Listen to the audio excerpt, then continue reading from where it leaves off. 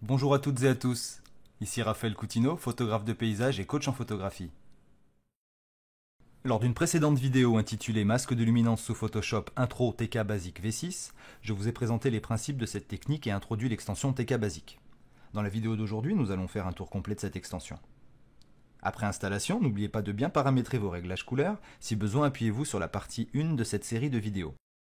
Si vous débutez avec les masques de luminance, TK Basic est une solution idéale et gratuite qui permet de générer des masques, de les appliquer et d'en apprendre les bases. Elle permet de générer rapidement une large gamme de masques et de les appliquer à de nombreux types d'ajustements sur vos images. La version basique utilise d'ailleurs le même moteur que le module Rapid Mask qui fait partie de la version complète de l'extension TK7 Panel. Une fois l'extension installée, elle peut s'intégrer dans votre espace de travail comme n'importe quelle fenêtre standard de Photoshop. Vous pouvez la bouger, la réduire, la développer ou l'intégrer dans les autres panneaux Photoshop. Il vous suffit de faire glisser le panneau en plaçant le curseur au bord d'un autre panneau jusqu'à l'apparition d'une ligne bleue et de relâcher. Vous pourrez ainsi adapter votre espace de travail en fonction de vos besoins ou de vos envies. Si vous regardez cette vidéo, c'est que vous êtes probablement déjà utilisateur de Photoshop et connaissez sans aucun doute déjà les prérequis nécessaires à l'utilisation de TK Basic. Il vous faudra en effet connaître les principes de base sur l'utilisation des calques de réglage, des sélections et autres masques de fusion. Nous avons déjà vu ensemble comment fonctionnent les masques de fusion dans la toute première vidéo de cette série, mais je vous invite à faire un point de votre côté sur les autres aspects mentionnés si vous sentez que vous avez des lacunes. Une fois ces quelques points évoqués, nous pouvons rentrer dans le vif du sujet en discutant du fonctionnement global de TK Basic. Nous ferons tout à l'heure le tour de l'ensemble des boutons de l'extension. Comme dit précédemment, TK Basic fonctionne avec le même moteur Rapid Mask que la version complète TK7. Il génère très rapidement des masques de luminance en 16 bits qui sont affichés dès leur création. Vous pouvez ainsi facilement décider lequel utiliser. En survolant n'importe quel bouton avec la souris, vous afficherez un message d'aide contextuel dans la fenêtre du bas du module. Le dernier bouton cliqué garde lui une couleur d'accentuation. Ceci vous permet de vous rappeler quel masque vous venez de générer. Cette même couleur apparaît en survol des boutons ainsi que lorsque vous cliquez. Vous pouvez définir cette couleur dans la fenêtre des paramètres qui s'affiche en cliquant en bas du panneau.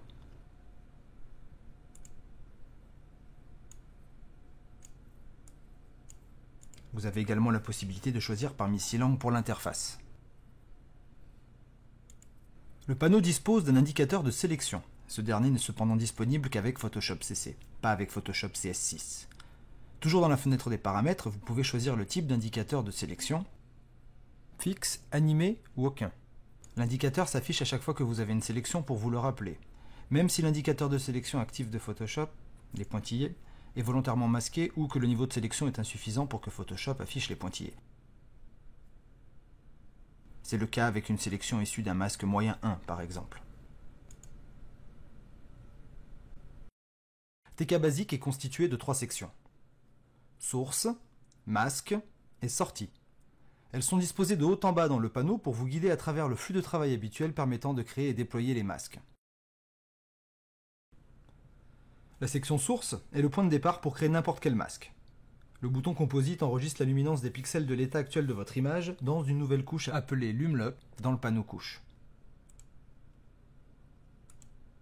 Lorsque vous travaillez sur une image, les valeurs de luminance de cette dernière changent. En cliquant d'abord sur le bouton composite, vous serez certain de travailler avec des valeurs de luminance à jour pour générer des masques.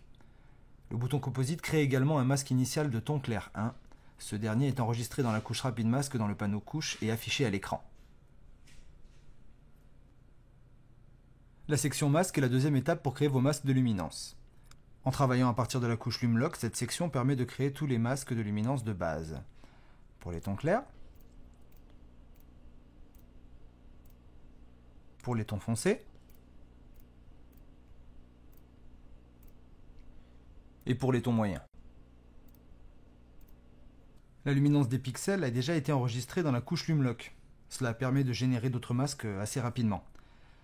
Chaque fois qu'un bouton de cette section est cliqué, le masque de luminance correspondant est calculé, enregistré dans la couche Rapid Mask et affiché à l'écran. Vous pouvez ainsi cliquer sur les différents boutons afin de choisir celui qui correspond le mieux aux parties de l'image que vous souhaitez ajuster.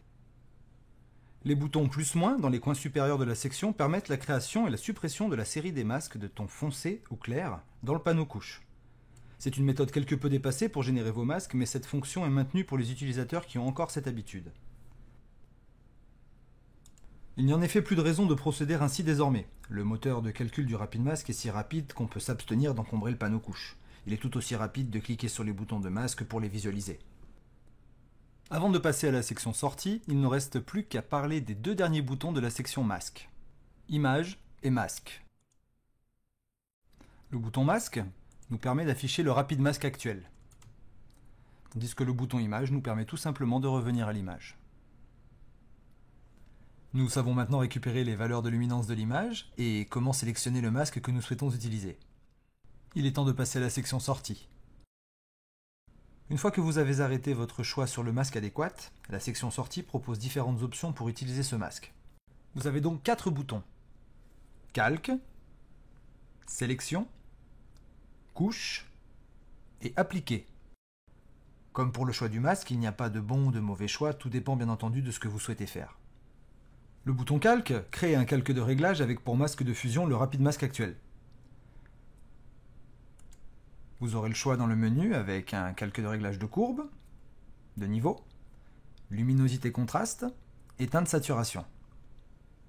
Je vais reprendre du début pour vous montrer la manipulation complète. Donc je viens d'ouvrir mon image, j'ouvre TK Basic, je crée donc une mesure, si on veut, un enregistrement des valeurs de luminance de l'image grâce au bouton composite.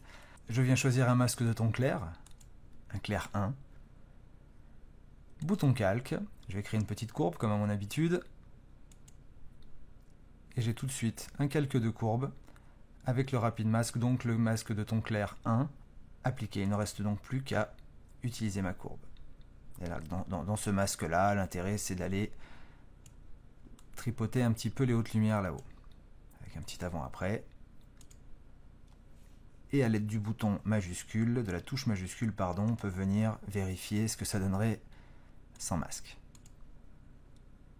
Donc on toucherait bien toute l'image, même les parties les plus sombres, tandis que sans, on ne touche vraiment que les parties claires là-haut. Donc vous avez compris le principe, très rapidement, on peut venir créer ces 4 calques de réglage avec directement le masque de luminance que l'on souhaite appliquer dessus en tant que masque de fusion. Le bouton sélection transforme le RapidMask actuel en une sélection active. C'est une fonction qui peut être utile à tout un tas de techniques, c'est notamment le cas pour le luminosity painting. Je ne vais pas tout vous expliquer aujourd'hui sur ce sujet, mais je vais essayer de vous montrer ce qu'on peut faire avec ça. Donc on va partir du principe que j'ai envie de venir éclaircir cette zone ici, pour qu'on ait un petit peu plus d'attaque lumineuse dedans. Bon, il y a plein de façons de faire, mais je veux vraiment que ça ne touche que les parties les plus claires dans cette zone, peut-être un petit peu plus large, sans venir éclaircir mes arbres. Donc on va essayer de trouver un masque qui nous permette de faire ça, de cibler ces zones-là. Et je m'étais dit au départ que les calques de ton moyen pouvaient faire l'affaire, mais je m'aperçois que non. On va plutôt regarder du côté des tons clairs. Celui-ci n'est pas assez restrictif. Celui-ci un petit peu trop, mais on devrait s'en sortir. Donc je vais tout d'abord créer un nouveau calque que je vais remplir de blanc. Je vais le passer en mode incrustation. Et je vais lui mettre un masque de fusion tout noir. Ce que je vais faire, c'est que maintenant je vais pouvoir récupérer ma sélection donc issue de ce masque. Je repasse à l'image. Je vais récupérer ma sélection, prendre un pinceau ici, blanc. Donc on va bien se positionner sur le masque de fusion ici. Et venir peindre. Alors par contre, si je peins en noir, ça ne va pas le faire. On va venir peindre en blanc la zone que je vais éclaircir. Voilà. Donc je vais passer pas mal de fois. Pour l'instant, je suis sur mon premier clic. Là, je rappuie. Voilà, on va éclaircir comme ça ici. Et je pense que c'est plutôt pas mal. Petit avant-après. On va essayer de cacher les indicateurs de sélection de Photoshop. Petit avant-après, on a réussi effectivement à redonner un peu de peps là-dedans. On peut aussi s'amuser à regarder le masque qu'on a utilisé.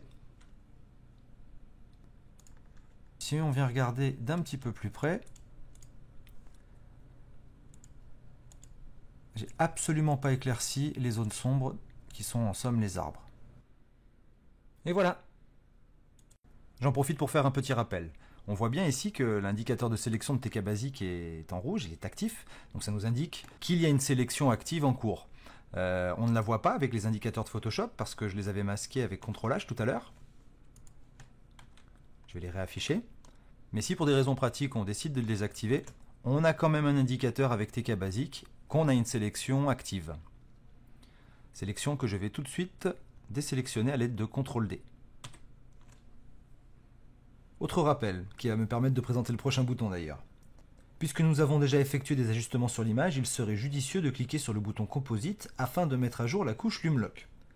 Nous serions alors assurés d'avoir des masques à jour. Par ailleurs, la couche Rapid Mask est actualisée à chaque fois que vous cliquez sur Composite ou n'importe quel bouton de masque. Si vous souhaitez garder le Rapid Mask actuel pour un usage ultérieur, c'est là que le bouton couche intervient. Ce dernier convertit le Rapid Mask actuel en tant que couche personnelle dans le panneau couche. Imaginons que je souhaite garder donc le masque clair 1. Je vais appuyer sur couche et j'aurai donc une nouvelle couche que je dois nommer ici. Je vais l'appeler bêtement clair 1. Et comme vous pouvez le voir, il est venu ici dans le panneau couche en tant que couche personnelle. Et ça va me permettre de vous montrer que les valeurs de luminance de notre image ont bien varié depuis que nous avons fait ces deux calques de réglage. Ce que je vais faire, c'est recliquer sur Composite.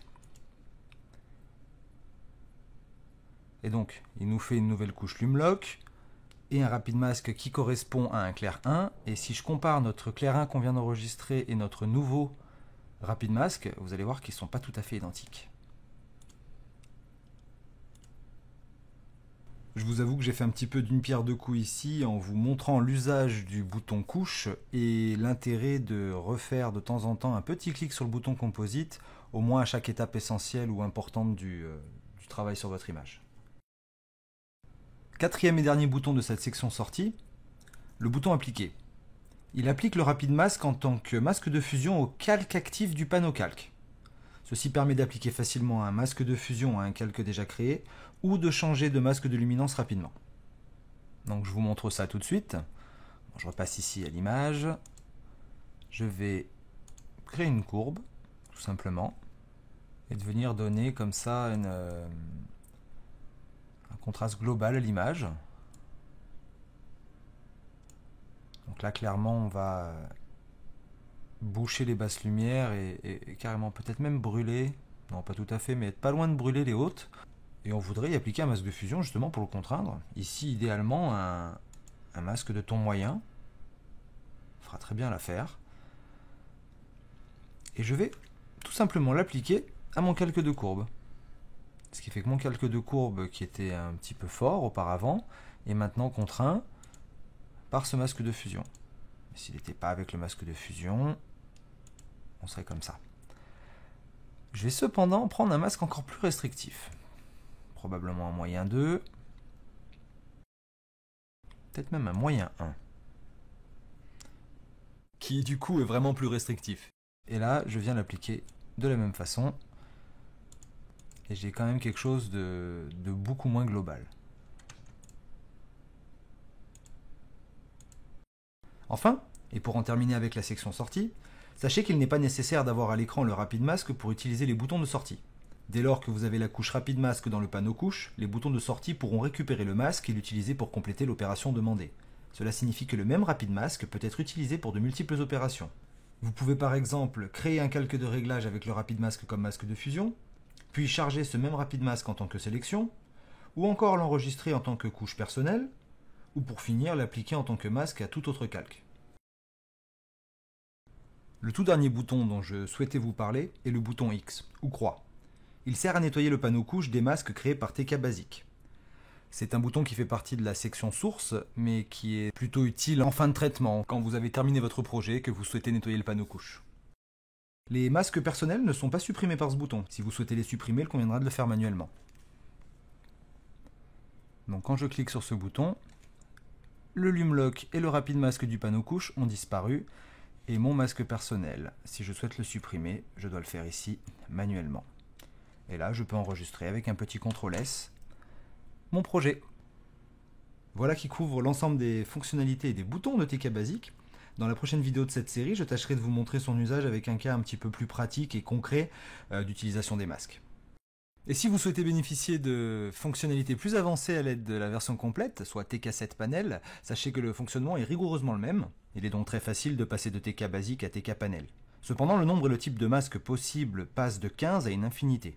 La version complète dispose également d'autres panneaux permettant de gagner du temps en optimisant votre flux de travail sous Photoshop. Nous aurons à l'avenir l'occasion de parler plus amplement de cette version complète. D'ici là, je vous invite à suivre la page Facebook TK Panel France, pour laquelle je mettrai un lien dans le descriptif de la vidéo, ainsi qu'un lien vers ma chaîne YouTube. Avant de vous quitter, je vais vous laisser sur ces mots de Tony Kuiper, le créateur de TK Panel. Meilleurs vœux de belle lumière.